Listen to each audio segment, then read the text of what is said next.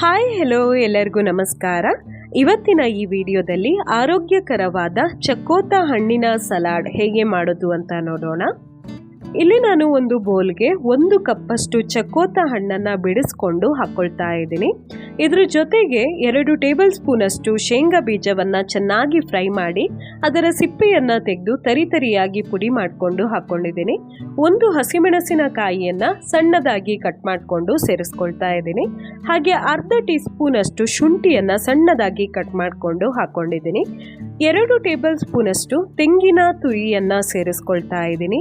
1 table spoon ಅಷ್ಟು ಕೊತ್ತಂಬರಿ ಸೊಪ್ಪನ್ನು ಸಣ್ಣದಾಗಿ ಕಟ್ ಮಾಡಿಕೊಂಡು ಹಾಕೊಳ್ತಾ ಇದ್ದೀನಿ. ಹಾಗೆ 1 ಟೀ ಸ್ಪೂನ್ ಅಷ್ಟು ಸಕ್ಕರೆ ಆಪ್ಷನಲ್, ನಿಮಗೆ ಬೇಕು ಅನಿಸಿದ್ರೆ ಮಾತ್ರ ಹಾಕೊಳ್ಳಿ, ಇಲ್ಲದಿದ್ದರೆ ಸ್ಕಿಪ್ ಮಾಡ್ಕೊಳ್ಳಿ. ಹಾಗೆ 1/4 ಟೀ ಸ್ಪೂನ್ ಅಷ್ಟು ಉಪ್ಪು, 1/4 ಟೀ ಸ್ಪೂನ್ ಅಷ್ಟು ಕಾಳು ಮೆಣಸಿನ ಪುಡಿಯನ್ನು ಹಾಕೊಳ್ತಾ ಇದ್ದೀನಿ. ಇದ್ರ ಜೊತೆಗೆ ದಾಳಿಂಬೆ ಇದ್ದರೆ ದಾಳಿಂಬೆಯನ್ನು ಕೂಡ ಸೇರಿಸ್ಕೊಳ್ಳಿ, ತುಂಬಾ ಚೆನ್ನಾಗಿರುತ್ತೆ. ಈಗ ಇದಿಷ್ಟನ್ನು ಚೆನ್ನಾಗಿ ಮಿಕ್ಸ್ ಮಾಡಿಕೊಂಡು ಸರ್ವ್ ಮಾಡ್ತಾ ಇದ್ದೀನಿ. ಇದು ಈವ್ನಿಂಗ್ ಟೈಮ್ ಸ್ನ್ಯಾಕ್ಸಿಗಾಗಿರ್ಬೋದು ಅಥವಾ ವೆಯ್ಟ್ ಲಾಸ್ ಮಾಡ್ತಾ ಇರೋರಾದರೆ ಸಕ್ಕರೆಯನ್ನು ಸ್ಕಿಪ್ ಮಾಡಿಕೊಂಡು ಯೂಸ್ ಮಾಡಿ. ತುಂಬಾ ರುಚಿ ಆಗ್ತದೆ, ತುಂಬಾ ಹೆಲ್ದಿ ಕೂಡ ಹೌದು. ನಿಮಗೆ ನನ್ನ ಈ ರೆಸಿಪಿ ಇಷ್ಟ ಆದಲ್ಲಿ ವಿಡಿಯೋಗೊಂದು ಲೈಕ್ ಮಾಡಿ, ನಿಮ್ಮ ಅನಿಸಿಕೆಗಳನ್ನು ಕಮೆಂಟ್ ಮಾಡಿ.